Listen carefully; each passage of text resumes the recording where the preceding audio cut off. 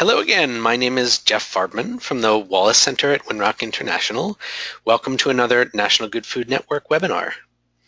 In this webinar, Beyond Beauty, the opportunities and challenges of cosmetically imperfect produce, our panelists will dig quite deep into the question of the market viability of simultaneously reducing food waste and increasing farm revenue by selling imperfect fruit and vegetables. Some of the data and conclusions may surprise you. And now it gives me great pleasure to introduce oAnne Berkenkamp, someone who has been involved with the National Good Food Network since its inception. oAnne Berkenkamp leads Tomorrow's Table LLC, a consulting firm working across the country to build more sustainable food systems. As part of her consulting practice, oAnne developed the Beyond Beauty initiative in partnership with the Real Food Challenge to explore the opportunities and challenges of imperfect produce in collegiate food service markets. oAnne is also on the staff of the National Resources Defense Council as a senior advocate in NRDC's Food and Agriculture program. Her work at NRDC is focused on reducing the amount of food that goes to waste through food waste prevention, recovery, and recycling on a national basis.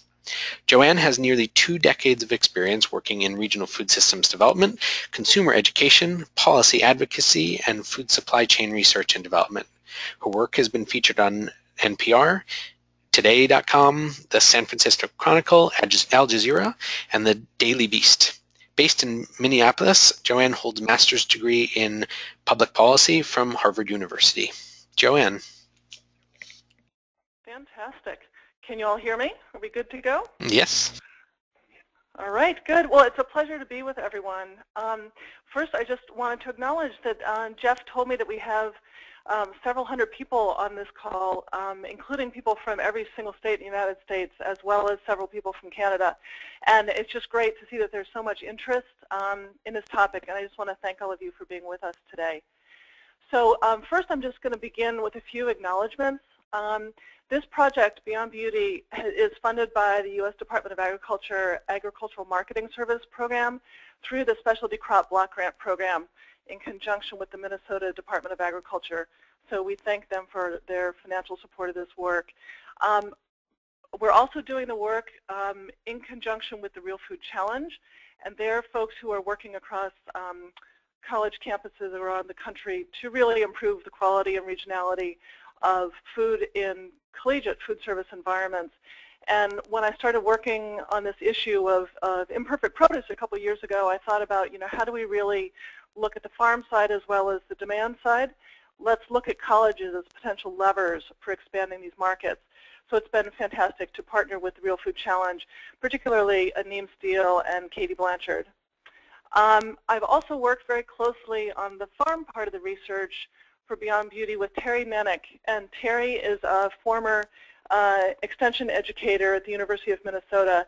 He's been a grower for 40 years. He has enormous experience. And I just want to thank him for his work on the farm side of this project.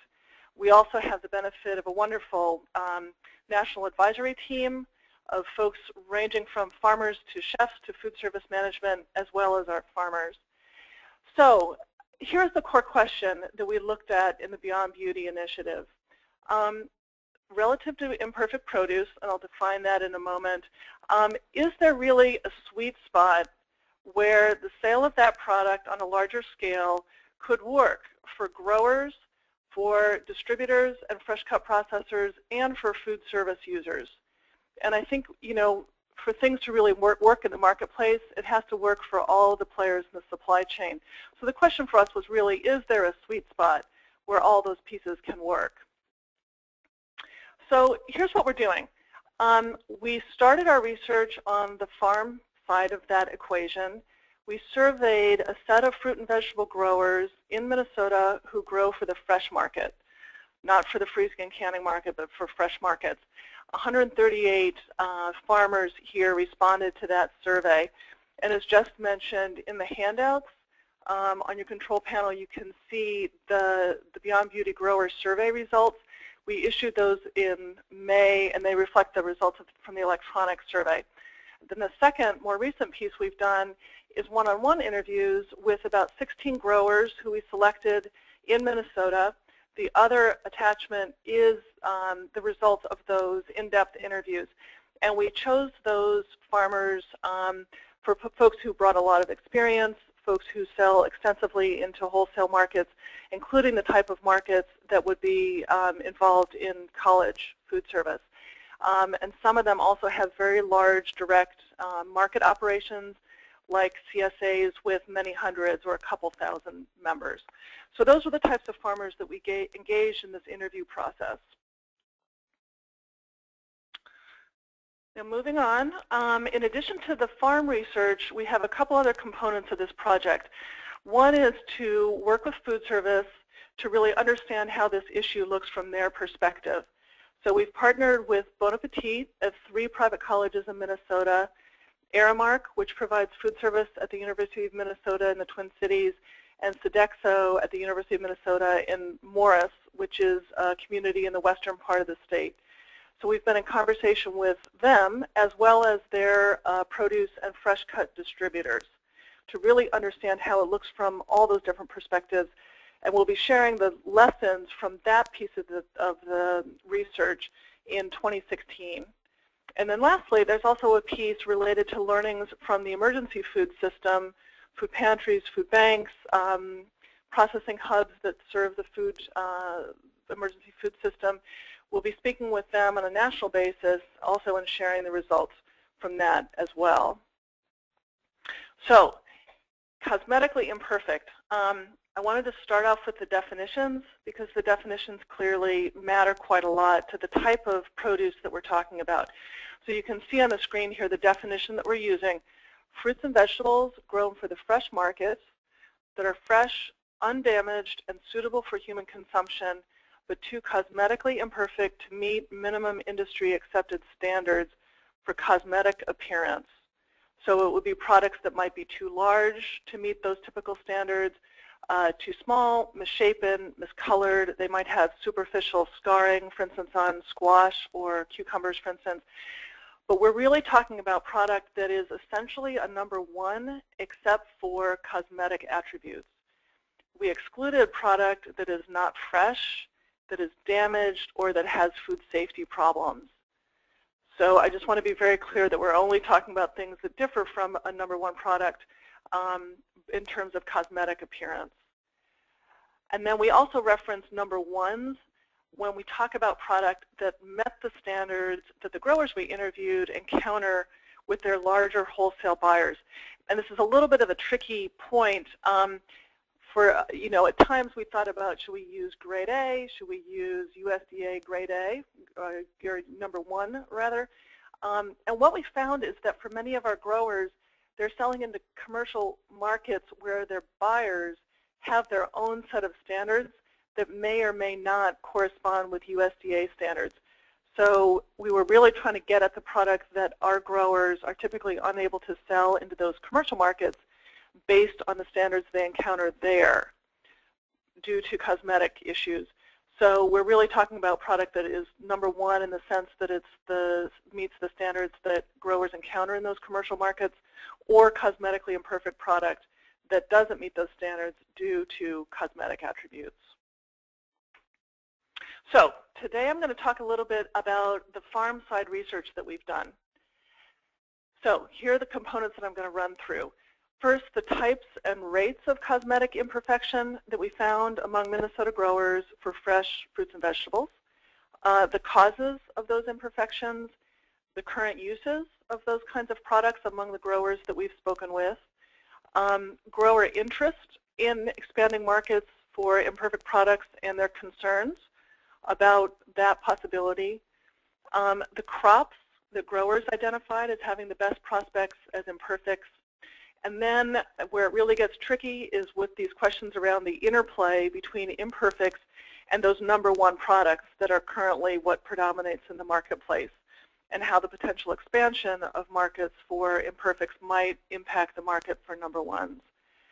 Then secondly, some thoughts about bringing cosmetically imperfect product to market efficiently and making that attractive and viable for growers, and then a set of policy recommendations. And I show this dice with the question marks because I hope that all of you, as we go through the presentation, will start submitting questions and that we'll have a good chance for conversation and questions at the end. So please shoot those questions in as we go along.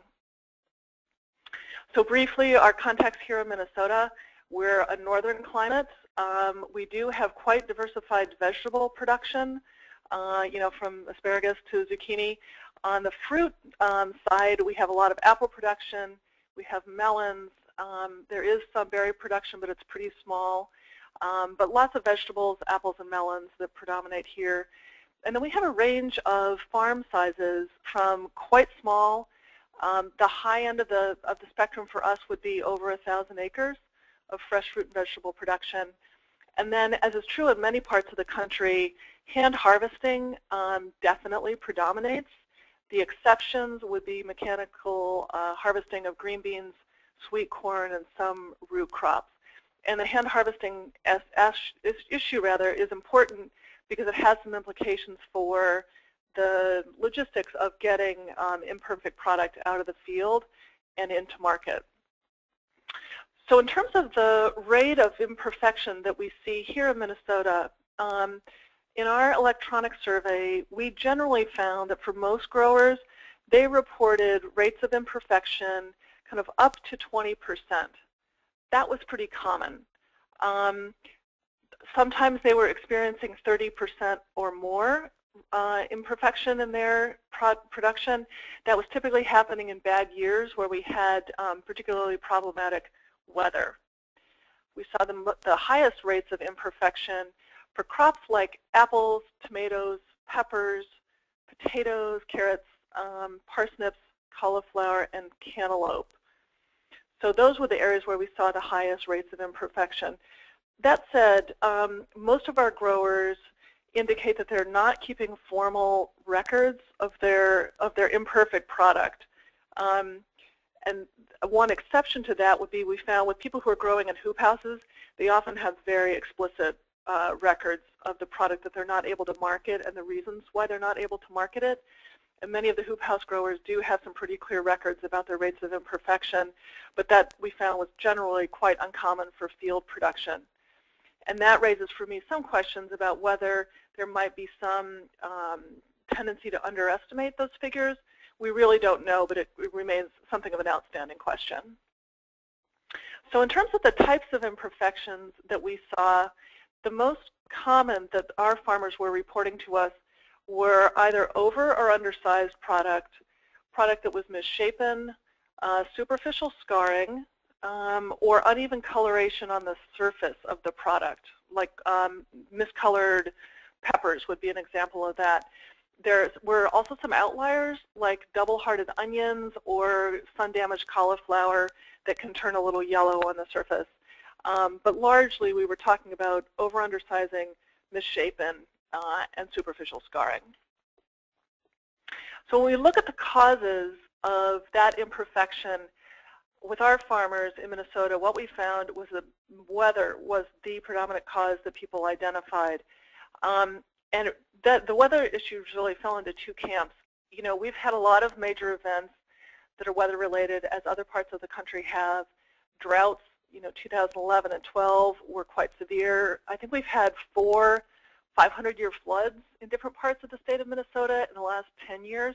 So we've had major flooding issues. We've had areas that have been affected by hail.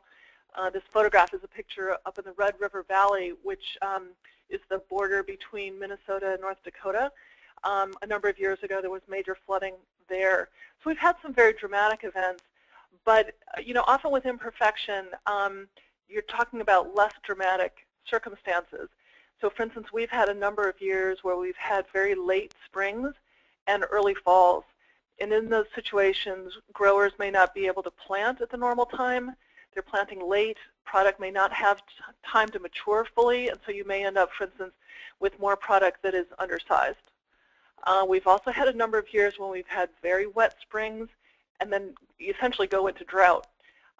We've had periods in parts of the state where we've had very high winds, and then you can get more of that scarring, for instance, on the surface. Also situations, that are not uncommon. You get rain right before the harvest. And in those situations, tomatoes can split. You can get sort of cracking on the skin of potatoes. Various things can happen like that. And then also just situations where you get a lot of heat. and that happens commonly here, and that can contribute to imperfection where you have situations like zucchini, which can grow very, very fast, and if you don't get it out of the field fast enough during a hot spurt, it can go in 24 hours from being an appropriate size to a size that's too large to sell. So there are a lot of reasons why the weather has consequences for the imperfection issue. Then there are, of course, issues like pest damage and plant diseases, some of which can be exacerbated by the weather, and then some human variables. And I think these are somewhat less common, but they're also part of it. For instance, with planting, if things are not spaced properly, too close or too far apart, you can end up with sizing issues. There will be situations where you might see, for instance, squash that is misshapen early in the season. Many growers will go through and pick that product off the vine early so that it doesn't use up nutrients if they can tell it's going to be misshapen. If something gets missed, it may grow to maturity and then be rejected. With watering, there are issues, for instance, with cucumbers. If they're not watered consistently, you can end up with it being larger at one size than the other and not being sellable, or issues that can happen in the harvesting phase.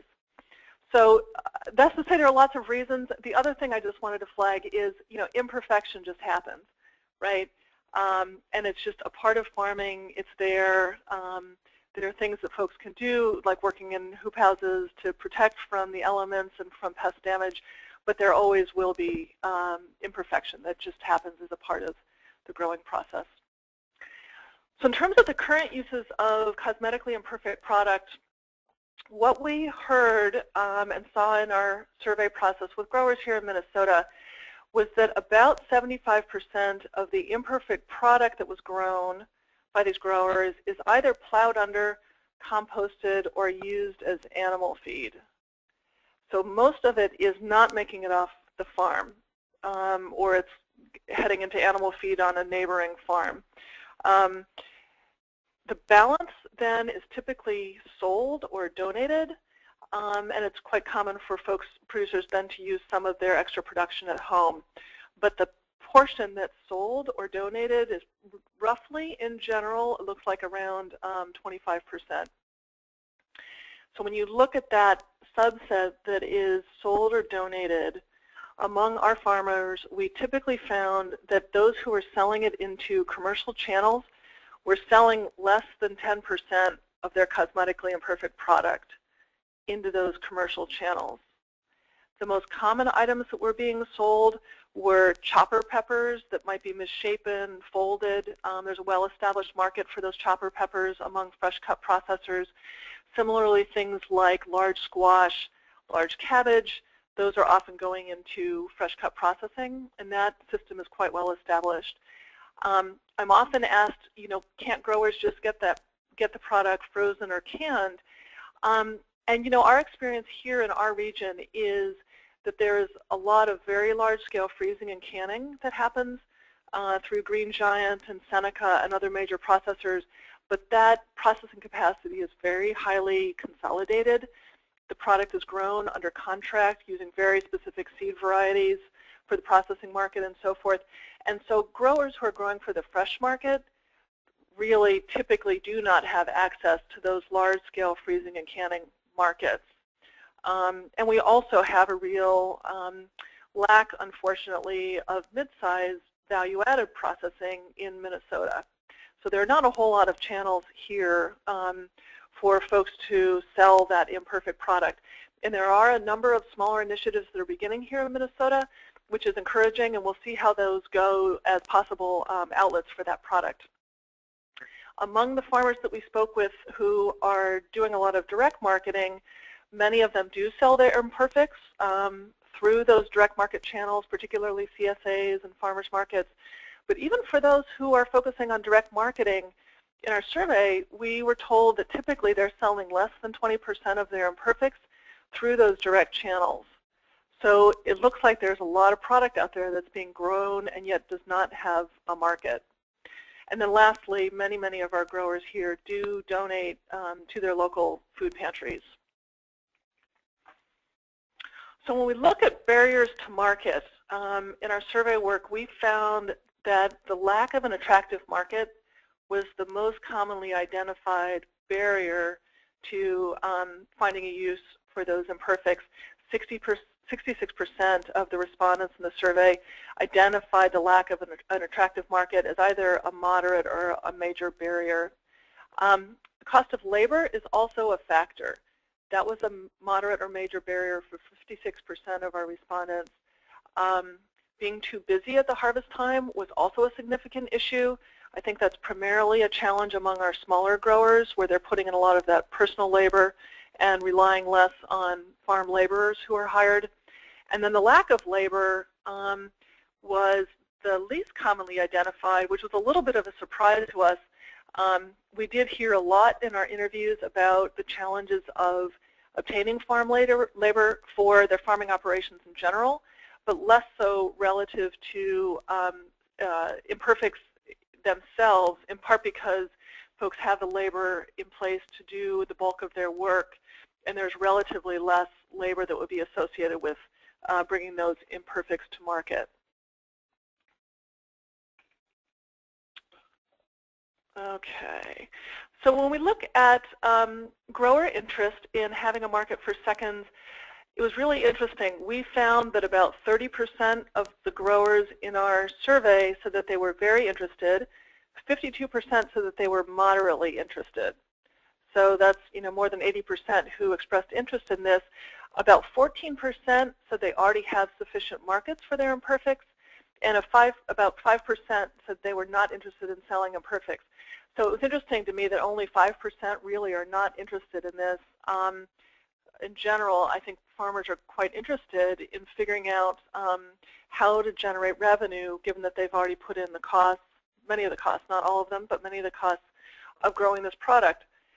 But that said, I also wanted to put out there a few caveats around that interest.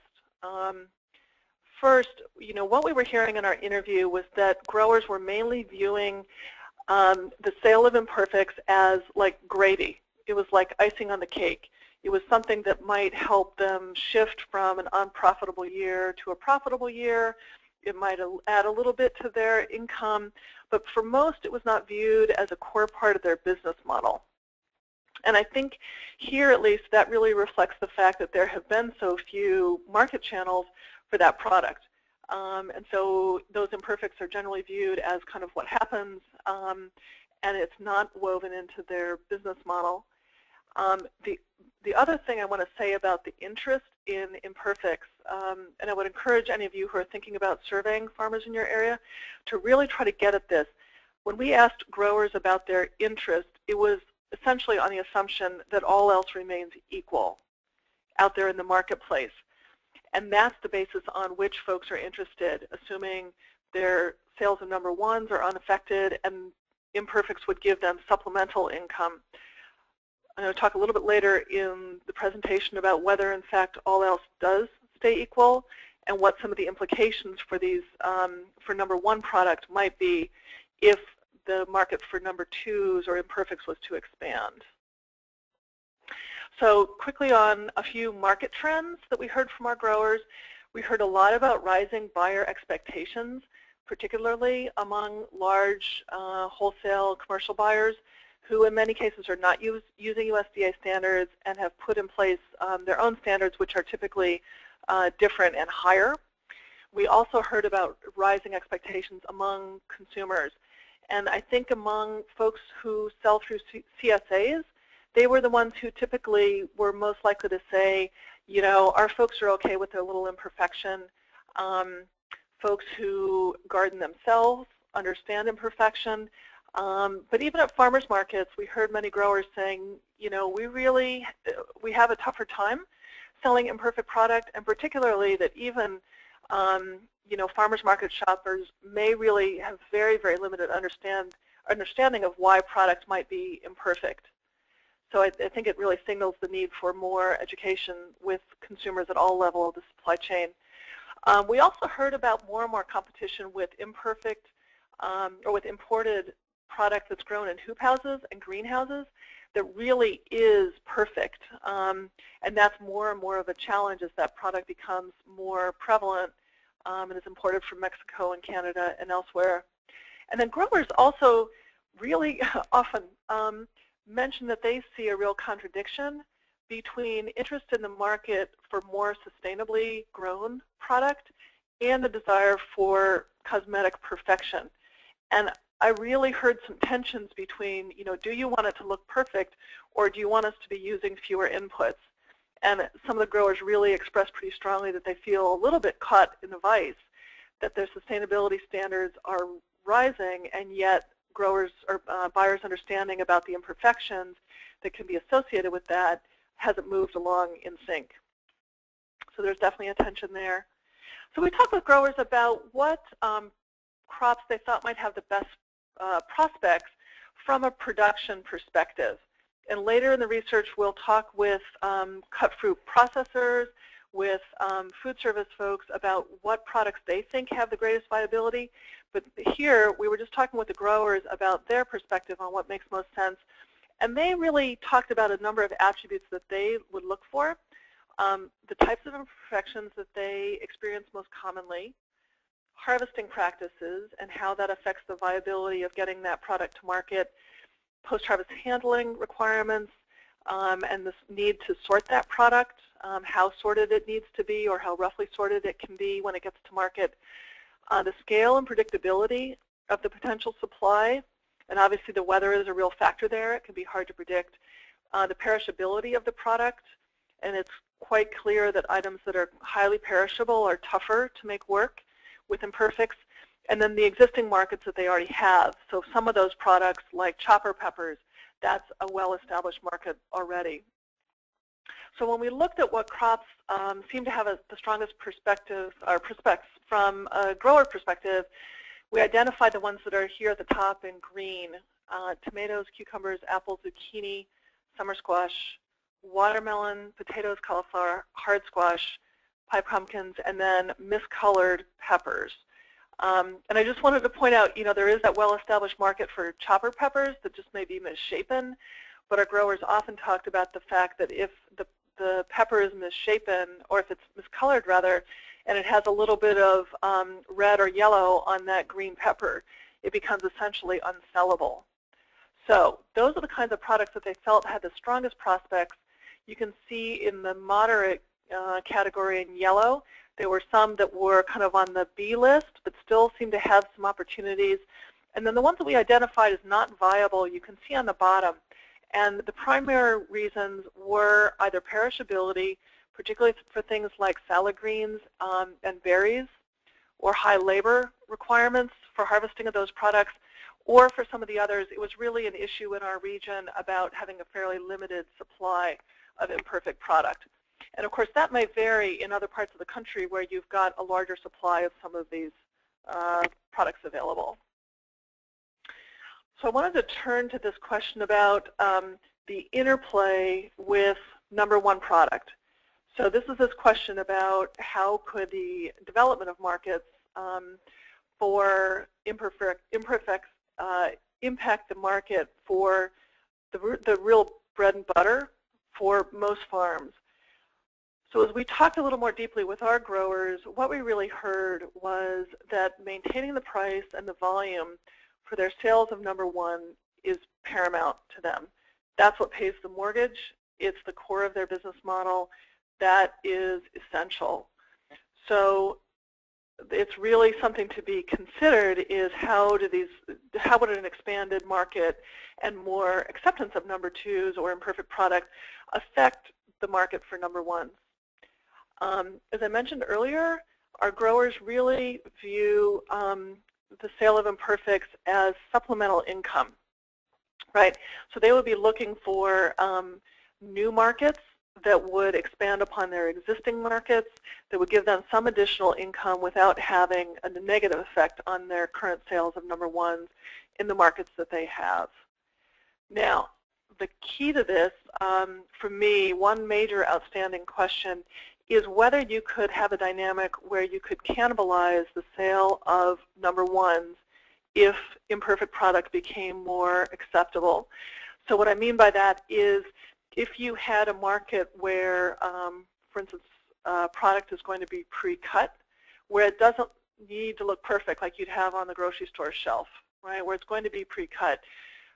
Could you have a situation where food service buyers get a taste for that imperfect product at a price discount? Could you run into a situation where they might start saying, okay, we want to move to that imperfect product, we no longer want your number ones? Or if you saw more acceptance of those imperfects, would it put a downward pressure on the price for number ones? And I just want to say it was a question that we ran into in our research. I think it is one that really needs more research. We would love to see some agricultural economists take on that issue and look at some of those cross-price elasticities across those different categories of products. So that's one of the things that concerns me. And I heard a lot of different things from our growers about the likelihood of that happening. We had a few cases where someone said, you know, I offered restaurants my number twos and then they didn't want to go back to the number ones. Others think that that's quite unlikely. So we'll see, but it's something I think we all need to be attentive to. And then the other point on this question about the interplay with number ones is, you know, for growers, there's a lot of attention to farm gate prices, but often what growers are really thinking about is their net profit or their net profit per acre. And so in this question about weighing the relationships between number ones and imperfect product, I think there's more room to really think about how can you draw the grower's cost of bringing that product to market so it remains profitable and adds income for them with a lower cost built in. And we'll talk a little bit about packaging and sorting and some other strategies for making this something that really works well for growers. So I think that imperfects can be beneficial to our locally oriented growers under a set of circumstances, right? Acknowledging that this cannibalization issue could be a problem, but I think it could be beneficial for growers to see expanded markets for imperfects under the circumstances that I've outlined here, and this is discussed more fully in the full report that you now have access to. But I can envision situations where, for instance, buyers of a conventional, non-local number one product could be interested in purchasing locally grown and or local organic imperfects, where they now may see a price premium that might deter them from buying local or buying local organic. If we were able to bring some of those imperfects to market, I think it's conceivable that you could see some of those buyers who normally buy a conventional non-local product starting to get interested in some of those local and organic imperfects. So that could be beneficial to those growers who grow in those ways and who are oriented toward those local markets. Secondly, I think it's quite feasible that you would see new buyers coming into the market or expanding their demand. For instance, low-income shoppers whose purchasing might be constrained by existing prices for number one product. And that I think you're more likely to see in the grocery retail environment, but I think that really could be a benefit. And we've seen some issues, some opportunities like in California, where they have WIC-only stores for the Women, Infants, Children program, where product is being brought to market that is too small, like small avocados, small tangerines, organic and heirloom apples and oranges, other types of products that are really high quality, really top quality, but maybe a little bit off-sized. And those have been brought into WIC stores at a price point that was designed to work for a WIC population and to work for the growers. And so I think there are going to be some very interesting avenues to move this product in some ways that really does respond to the need for greater food access for low-income shoppers. And I think that could be a really important arena to start really delving into more deeply. Thirdly, I can definitely envision where you would have savvy marketing efforts where you make a virtue of imperfection. Right? And we see that a little bit, for instance, with heirlooms, that, you know, the uglier they are, the better people like them. And things like, you know, baby zucchini, right? Small potatoes. There have been some of those things that are really interesting market efforts to take what would normally cause a product to be considered off-spec, that make a virtue of that and have created new markets, and in some cases are maintaining, if not increasing, prices for those differentiated products. On the fourth bullet point here, this is about, I think there could be benefit if you saw greater acceptance of imperfection, leading food service buyers to expand their definition of what they consider to be number one. That would be distinct from imperfects becoming a separate grade. And I think if imperfects were viewed as a separate grade, you do have the possibility for those imperfects then to be competing with the market for number one product. If you broaden the definition for number ones within certain specifications, I think you would not have that kind of competition, and it would also then enable growers to potentially grow more of what they sell, raise the perceived value of those imperfects, and then also potentially raising the pressure that growers may feel to overproduce to meet the demand they have for traditional number one products. So we heard in our interviews a lot about growers saying, I have these markets lined up, I definitely don't want to be short on supplying those number ones, so I'm overproducing by a certain amount to make sure I don't come up short. If the definition of number one product was expanded to somewhat broader sets of specifications, I think it's conceivable it could reduce the pressure on growers to overproduce and save some of those production costs that they incur, or allow them to turn some of their land and other resources over to other revenue-generating purposes. I think you could also see some benefits if large commercial buyers begin to compete for imperfects. And I don't think we've really seen that yet. I suspect that it may be possible if this interest in imperfection really takes off. And the impact might be that we shift from an environment where imperfect product is viewed as not being valuable enough to ship, to coming to a place where, in fact, people do want it. They might be particularly interested in those that are local or organically grown imperfects, and you might see more interest among large commercial buyers for those products, which over time would probably tend to increase the value and the price that growers receive. So we also talked a little bit about considerations for growers and how to really make this palatable to them. So the first thing is there's a lot of conversation about this idea that all it really takes is to cover the marginal cost of bringing the product to market, which would be harvesting, sorting, washing it, packaging, and delivery. Now, what we found was, from a kind of an economist perspective, it's true that growers will be better off if they can generate revenue for that product that they otherwise would not sell, if they can get a better price than the marginal cost that they would incur to bring it to market. Now, we estimate, and this is from my colleague Terry Nenick, that about 60 to 75% of the final cost of the product to the grower is marginal cost. It's that harvesting, sorting, washing, packing, and so forth. That typically in our area in Minnesota, Terry Nenick's view was that typically 25 to 40% of the cost that growers incur are those fixed sunk costs like owning or leasing land, owning or leasing equipment, the cost of seed, the cost of food safety protocols, insurance, all of that. So we're really seeing that a large part of the cost to growers does happen after the product has been grown and at the time of harvest and beyond. So growers need to be recovering those costs, and they really need to be recouping more than that. You can't sustain a farm on the marginal cost of harvesting seconds. They do need to be covering those core costs. So I have encouraged growers to really think about what constitutes a viable, fair, sustainable price for them. And I often hear growers kind of in the mode of, anything is better than nothing.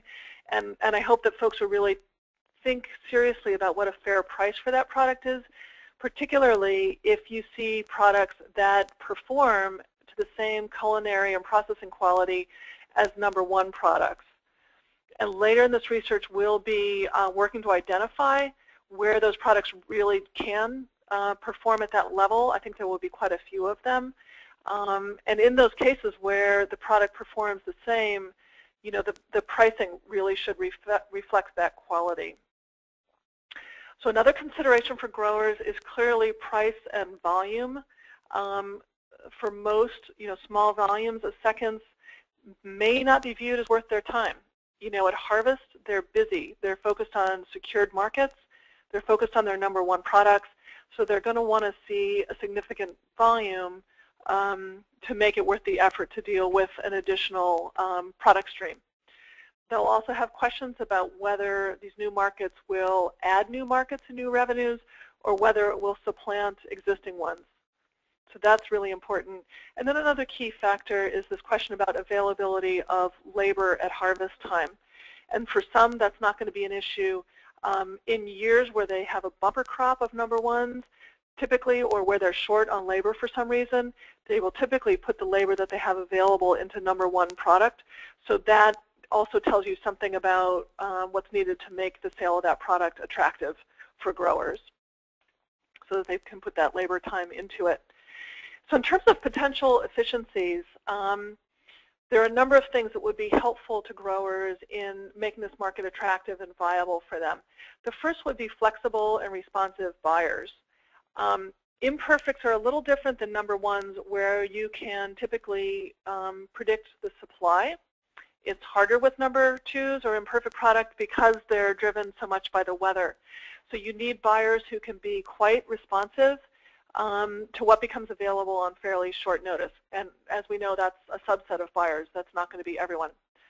Another thing that would help from the grower's perspective that they really identified is reduced sorting requirements. So rather than having to sort into very specific specifications, if you look at the picture on the left, that's an example of very rough sorting. You've got potatoes of all different sizes there. That reduces handling costs for the growers. It reduces labor. It's one way to take cost out of the system and bring that product to market more efficiently and at lower cost. Another key issue would be reducing packaging requirements. So, you know, selling by bin for items that are harder and can be sold by the bin, that really helps. It reduces a lot of the cost of selling by the case, for instance, which can often be, you know, a couple dollars per package. Can just be the case itself. Loose sorting and packing can be easier, for instance, than packing with trays where each item has to be put into the box manually by hand and very specifically. So packaging requirements is another area where buyers could be really helpful in seeing how they might reduce some of those costs by thinking about different packaging approaches. Minimizing storage time on the farm will also be important for some growers. You know, typically growers can store a certain amount of product. After that, they're going to be getting maxed out, and they need to keep that product moving off the farm rapidly. So moving it quickly and minimizing storage time on the farm will also be quite important for some. And then lastly, on the delivery end, I think in most cases, unless you have very large volumes of imperfect sales, it won't make sense to have separate shipments of those imperfects. You would want to add them onto deliveries of #1 product. And then likely constraints, definitely supply constraints, the fact that it's driven by the weather to a fair degree and it's hard to predict. Now some things can be predicted, other things cannot, so it's always just going to be a challenge around being able to predict that of supply availability and linking that with buyers who can accommodate that. There are also some outstanding questions around how much variation will food service and culinary buyers actually embrace, and it will be quite different for environments where they're changing the menu frequently, where they're doing their own cutting. It'll be more of a challenge in environments where they really need to know exactly how many slices of tomato a given case will yield. So we'll learn more about that in the upcoming stages of the research. And then there will also be challenges at the distribution and fresh cut levels as we think about questions like what can the equipment in cutting machines handle? What happens as you get more SKUs if you have a separate line for imperfects and that sort of thing. So stay tuned on that. And then lastly, before we open it up for questions, we identified a number of policy actions that could be helpful in clarifying the potential for imperfects and developing that potential. So first is really determining existing volumes of imperfect produce at the farm level. So there's relatively little data about that. We now have this data that you've got available to you for Minnesota. There's been some research that was done by the Natural Resources Defense Council in New York State, and there's some data that I'm aware of for California, mainly fruit producers, that was also done by NRDC a few years ago. But there is no national source of data on this. And we're going to have a poll at the end to ask if some of you are looking into these questions to try to identify the volumes of imperfect product in your area.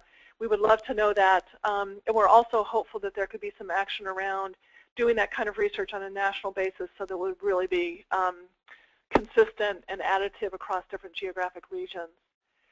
Secondly would be more research into assessing the implications of farm profitability, particularly if it becomes more common for imperfects to be shipped nationally or internationally. How would that play out for growers? Under what circumstances does it help them? Under what circumstances could it lead to profitability difficulties? That's going to be really important for us to look at. And I think, hopefully there's some ag economists on the line who might be interested in that and who could really do a deep dive to understand how this might play out at scale. We also need more consumer education about the nature of imperfection, what causes it, the fact that it tends to be skin deep in many cases, and then also support for innovative marketing and value-added processing. That will be important. And I know that USDA and others have many programs that are trying to support those areas. If there would be some opportunity to steer some of that into looking at the imperfection question in particular, that might help this issue. And then also encouraging produce donation by growers through permanent tax benefits that small and mid-sized growers can actually avail themselves of federally. Those donation benefits are typically limited now to C corporations, which most small and mid-sized growers are not, or they're only available on a sort of short-term basis. And I think that it would help if we could enable growers of all sizes to access those tax benefits when they donate. And then lastly, I would say really building the capacity of the emergency food system to handle more fresh produce so that we can ramp up the donation side of this. So a few final thoughts. On the languaging side, when I first started doing this work, I was referring to these products as cosmetically imperfect number twos. And I'll tell you that my experience with the number two language is that when you say that, often the immediate reaction that you get from buyers is, we can't handle product that has food safety problems or isn't fresh. And I would always need to clarify, I understand that, but that's not the product we're talking about. We're talking about product that is just cosmetically imperfect. So I think just the language of imperfects, or even like imperfect number one, does a better job of communicating the types of products that we have talked about in this research, which is really only different by cosmetic appearance. A final thought as well, be a little bit wary about generalizing. We really found in our interviews that these dynamics are region-specific and they're farm-specific. So we just really need to recognize that as we go forward. It'll also be important to weigh the potential implications for farm profitability, for large buyers who I think stand to benefit, consumers who may benefit, and also environmental benefits that can come from bringing more of that product that is already being grown and getting it to people, and reducing that on-farm waste, reducing the inputs that are being utilized but not resulting in consumable food. There's another question as well about how will a changing climate influence this issue as we think more and more about how we use resources to grow food and making better use of the food that we have. So I'm going to end it there and open it up for questions, and I will turn it back to Jeff to manage those questions. So thank you, everyone. Thank you, Jen. There are some fabulous questions here. So let me just start with this one. In relation to the pricing for #1 graded products, what would the pricing for imperfects need to be to make it attractive to growers? For instance, say 60% of the pricing, 60% of the price. Sure. So we did talk with our growers about that. I think for many, something that's in that 60 to 70% would be attractive to them. You know, a major point about this, though, is that it really depends upon what the requirements are for sorting, packaging, and delivery. So those pieces really affect those numbers. Similarly, small volumes might be less attractive, but large volumes might be quite attractive to some. And then weaving those deliveries into deliveries of existing #1 product would also be quite important. So I hesitate to give you a percentage. Every grower is going to have a different opinion about that, and it's really something that, you know, growers would need to work out with their buyers as they think about what price makes sense under different requirements around sorting and packaging and so forth. Okay, good.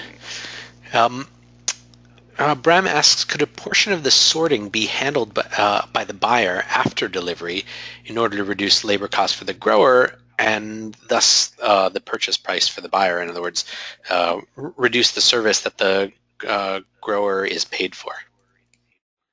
Yes. No, that's a great question. So could there be opportunities for a farm, for instance, to harvest a whole field and then deliver that to a fresh cut processor or a distributor and then have them do the sorting? That is definitely possible. I've heard of one case of that in the school world where that actually is happening, and it could substantially reduce costs to the grower. Now, someone still needs to do the sorting, right? So that raises some questions about what that next buyer could do. Or whether you might have some kind of intermediary in the middle who's able to do that. But I think that kind of creativity around how you can move those costs and different kinds of work around really are worth thinking about. And there may be products for which the size, you know, frankly, isn't all that important, and that's only going to be a subset. But where it may not really, you know, the specifications that they fit very specific size requirements, in practice may not be so important, and where that sorting function may be kind of a, you know, a historical artifact in some situations, and there may be room to really talk about where is the sorting really critical and where is it less important and where can it happen in the supply chain most effectively. Tom asks about perception by WIC and SNAP eligible population, and the question is, how can growers and grocers alter the perceptions of imperfect produce in the low-income communities so that there are reduced or no negative perceptions of the product? Sure. Well, you know, it's so interesting on this question of imperfections that are in the form of the size, where things are smaller or larger. You know, I think often people don't particularly view that as a quality problem. And there are products for which size, you know, or color, for instance, does matter, like to the sugar content, right? There might be some impact on the flavor where you would care about those kinds of attributes, like with the bricks content, color in apples can be an indication of the taste. But I mean, like the classic example would be small apples going into K-12 markets, right? That has become fairly common practice. And in those situations, you have a smaller product which often has lacked a really solid market, maybe beyond the juicing market, where it in fact corresponds more effectively to the portion sizes that you see in K-12. And there can be a lot of advantages to using that smaller size product. I've also heard in the case with WIC that in encouraging children to eat fruits and vegetables, fruit tends to be a lot easier. It's an easier sell with kids. It doesn't need to be cooked. And some of those smaller items are also easier for children to eat. So I think it's really about matching up, you know, people's taste preferences, the appearance of the product, the attributes of the product with those different markets. And as I said at the outset, you know, really finding the sweet spot where those can work for everybody in the supply chain. And I encourage folks to be thinking about that because I think there are more sweet spots than the status quo would indicate, and that we've got a set of specifications and expectations in the market about appearance issues that have been in place for a long time. Those specifications have been there. In many cases, there are good reasons for them, but I think there are also circumstances where we could think a little bit more broadly, find some new markets, get more returns back to our growers, and serve buyers and consumers who maybe are not being fully served by the system as it currently exists. Great point. I'm going to launch a quick little poll here. Very easy. Go ahead and click your response. The question is: have you or your organization tried to quantify the supply of imperfects in your area? And there are 3 choices here: yes, not yet, but we're considering it, and no. So I'll give you a couple minutes to do that, to vote. And meanwhile, I'm going to ask Joanne a couple other questions. Karen had a question about models in other states for mid-sized value-added processing facilities and distribution channels. Are there any good models that exist that you know about?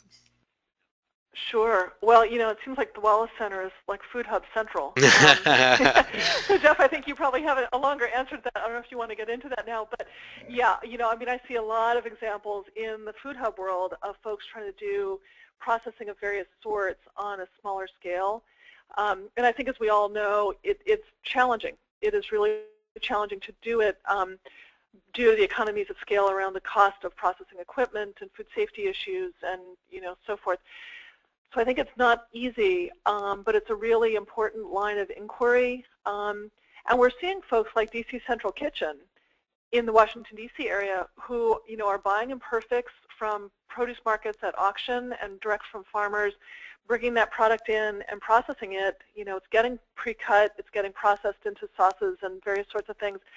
And I think there's just a lot of potential for us to really figure out how to make that kind of connection work between product that's already being grown, many of the costs are already being incurred, and markets of various sorts, whether it's the emergency food system, low-income consumers, restaurants, right? In many cases, we heard growers talking about how they have restaurant buyers who love the imperfect stuff because the flavor is better. So, there are a lot of attributes, I think, that sometimes tend to be under-recognized. Mm-hmm. And so it's really good to be in conversation with those of you who are really in that food hub world to be thinking about how the interests of growers in selling some of that product can feed into the work that you're doing to add value to farm product. I think there's a lot of room for synergies. I think it's also important to acknowledge, the economies of scale are just really challenging. It's not easy. But it's good to be having this conversation.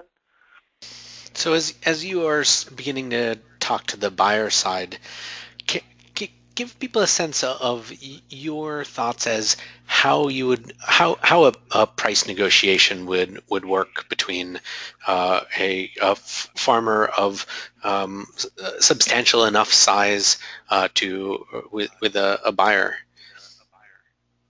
Yeah. I think it's really important that growers know what their bottom line is. If you go in feeling like something is better than nothing, that's what you will get. So I think it's really important to be very clear, just to be honest, to be very clear about the quality of the product that you have.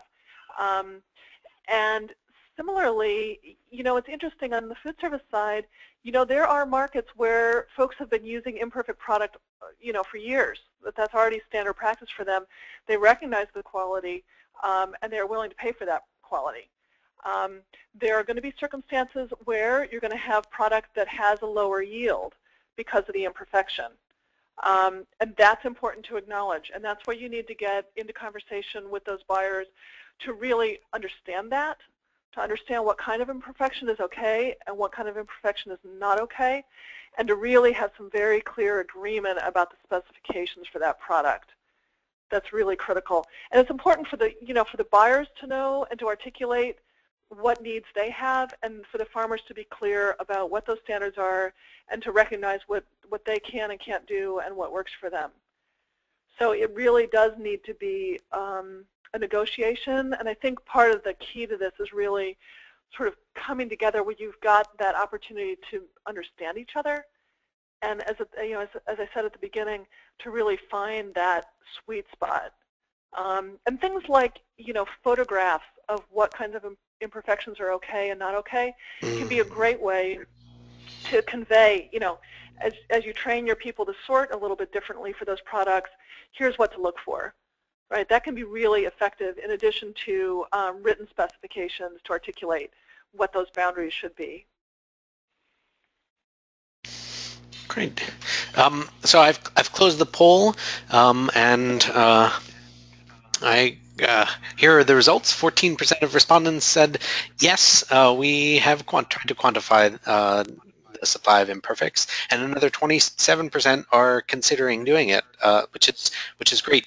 It's gratifying to hear that this is really on people's minds, and they're doing the necessary research to understand the market. Okay. I would also go ahead. flag for those of you who are considering it. I'm happy to share the survey tool that we used. It was an electronic survey on SurveyMonkey. If it's helpful to you, I'm happy to pass that along. Wow, that's extremely valuable. That's generous. Okay, so there's an interesting question here, and there are lots of great questions, and keep them coming. If there is a correlation between farm size and interest in entering into the imperfect market? Sure, yeah, that's a great question. We found that among direct market farmers, many of them are able to sell a fair portion of their imperfects. And I think in general they felt like they had more opportunity to sell to buyers, individuals, consumers who were often a little bit more empathetic, who knew a little bit more about local food production. Often those direct market growers felt that they had a reasonable market in place for that. The interest tended to be stronger among growers who wholesale, who really currently cannot sell those imperfects into the markets that they have, acknowledging some of those exceptions like large cabbage or squash or chopper peppers. But for other products, often they just really didn't have a place to go with those products. And I think in general, it's fair to say that the interest tended to be stronger among those wholesale growers. I would be curious to know, for other folks in other regions, if they see a similar dynamic or not, because it may be somewhat region-specific. Mm-hmm. And one of our attendees here, Nathan, was talking about having a food hub buy imperfects and sell those not into the wholesale market but into direct market. So there are many hubs that do box programs as all or part of their business, and that's essentially an intermediated farmers market. And as you said, farmers market consumers seem to be a bit more forgiving. There's a bit of a rhetorical question here by Ron, but as you're beginning to talk to buyers, you may have some insight. How do we ever get institutional buyers such as school districts to give up on their obsession with specific sizes? Well, okay, so fair enough. All right. It's also worth pointing out, I mean, by and large, the whole food service market is, uses specifications that, in a sense, really are driven by retail standards, and that the system kind of, largely works in that way around these very particular specifications, when in fact things like sizing, if you're going to pre-cut, may be relatively less important. And I've talked with, quite a number of culinary folks, who are saying, we're going to pre-cut it. If the cucumber is a little bit bent and we're going to cut it in-house, we're not sure that we care that it's bent. Now, I mean, I think the challenge for them is they're not being offered this product because the product coming through them to distributors, typically this just isn't part of the chain. And I've also had distributors say, well, our packer shippers aren't offering this product.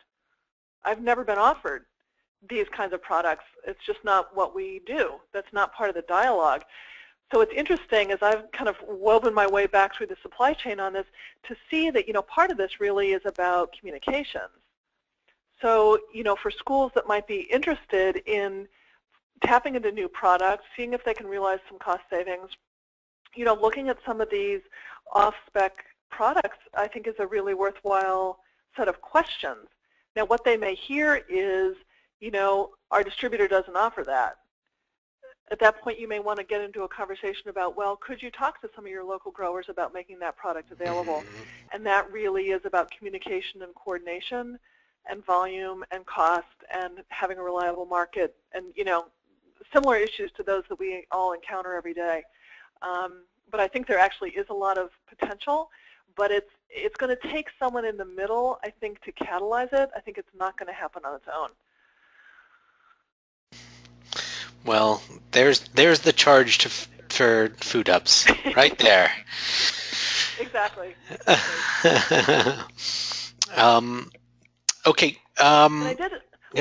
I did actually want to come back to this question about the broader marketplace, and I just wanted to encourage folks to keep your eye on Imperfect Produce in the Bay Area in California, because they are working with the kind of product that we're talking about in the retail market. So they are now bringing this product to market in the San Francisco Bay Area, and they also have essentially a CSA kind of model where consumers can be getting a box of product weekly, and then they do have a strand of their business model that is for low-income consumers where they're able to provide that product at a discounted price. So I don't know if Ron or Ben Simon are on the line, but it's a really interesting model, and I think a lot of us have our eyes on them to see how that initiative unfolds as that business really ramps up. Great. All right. I deeply apologize to folks who have asked several other excellent questions, but I want to make sure we wrap up on time, be responsible to everyone. So I want to give a huge thank you to Joanne. This definitely gives me a much fuller understanding of the subtleties of this issue, and I am sure I'm not alone in that. Joanne's done some really fabulous and complete research. It's wonderful. This webinar is being recorded. We will archive it on our ngfn.org website. Just go to ngfn.org/webinars. Also on that archive site for this webinar are Joanne's papers and a couple other resources too. We do organize our webinars by topic. We've done something like 60 webinars in the past, so browse and there are some really just terrific ones, and many of our webinars are evergreen, and the lessons are applied now just like they did when they were aired live. And feel free to send people who you were just thinking about in the last hour that you really wish got to hear what Joanne had to say. ngfn.org/webinars. We should have this up in tomorrow, or if not, within a few business days. We host our NGFN webinars on the third Thursday of each month, this one notwithstanding. Sign-up links are always on that ngfn.org/webinars page. Our next webinar in November is all about food hubs.